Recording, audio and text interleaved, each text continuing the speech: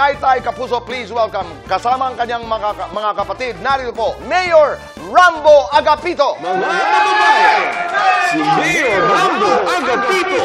Bata natin to! Rambo Agapito, bata natin to! Rambo Agapito, bata natin to! Dali lamang. Magandang hapon po, Mayor. Maraming salamat sa inyong pagdalaw sa amin dito sa Fast Talk Barangay Fast Talk. Ano po ang inyong mensahe para sa inyong mga constituents na kanina pang alas 7 nag-aantay po sa inyo? Salamat po sa mga constituents o sa mga kababayan ko. Ang gagawin ko po para sa bayan natin ay papagandahin at bibigyan ng mga Ng mga ano, Mayor? magbibigay ako ng madaming ayuda. Sandali ho. Mayor, ang daming problema po, mga nakawan, may mga reports po ngayon na hindi na raw ho ligtas, safe ang iyong bayan. Ano ho ang inyong gagawin? Ang gagawin ko po ay hindi lang po magpa-training ng mga pulis. Kailangan ko po gumawa ng Ng ano, Mayor? Kailangan ko gumawa ng batas na Batas na ano po ang gagawin? na kapag lumabas ka, kailangan ilang oras ka lang sa labas. May curfew. Curfew po kasi parang kapag gabi lang yun. Pero timer naman, gano'n parang Timer. Oo. Mayor, ano ang inyong masasabi na ito po, kanina, 4 o'clock ng madaling araw, narito na po ang inyong mga supporters, kasama po si Chang Susan. Nais niyo ho ba silang pasalamatan?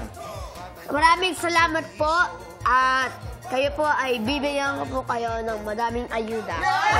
Mas madami sa normal. Kayo naman, sandali. Bakit niyo po sinusuportahan si Mayor Rambo? Kasi naniniwala po kami na gagawin niya ang mahusay ang kanyang trabaho. Ikaw naman, bakit sinusuportahan mo si Mayor Rambo? Naniniwala po ako na may malasakit po siya sa kanyang mga mamamayan. Sang Susan, bakit ikaw sumusuporta kay Mayor Rambo? Kasi ang cute-cute niya!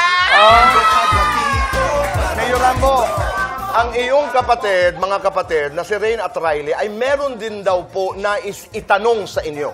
Umpisa natin, Rain. Ito, Mayor, personal na tanong to Papayagan mo ba kami lumabas ni Prince? Hindi, Prince. Aha. Ano yan, bago mong kaibigan? Boyfriend niya yun, si Prince Clemente. No, bawal. Bakit Mayor bawal? Hindi mo ba sinusupil ang karapatan ng iyong kapatid umibig? Pangalawang beses na to muntika na siyang Muntika na. Muntika nang may mangyari sa kanya masama. Kidnap. Okay, so ayaw mo. Riley, may katanungan ka. Ito, Mayor, papayagan mo ba kami mag-basketball ni Bryce? Basketball lang naman daw. Natapos mo na ba ang homework mo? Siyempre, ako pa ba? Natapos mo na ba ang exam nyo kahapon? Ang dami naman kailangan. Anong score mo? Hindi mo na yung kailangan malaman. Hindi, kailangan kong malaman. Kailangan sabihin mo na. Siyempre, perfect. Perfect naman pala. Sigurado ka ha? Masugid ba na nanliligaw si Bryce talaga? Hindi naman, kasi pinapabantayan ko yan. Okay. Mga pulis ko. Pero sige. Madami naman ikaw bantay dyan. Mabuhay ka, Mayor Rambo.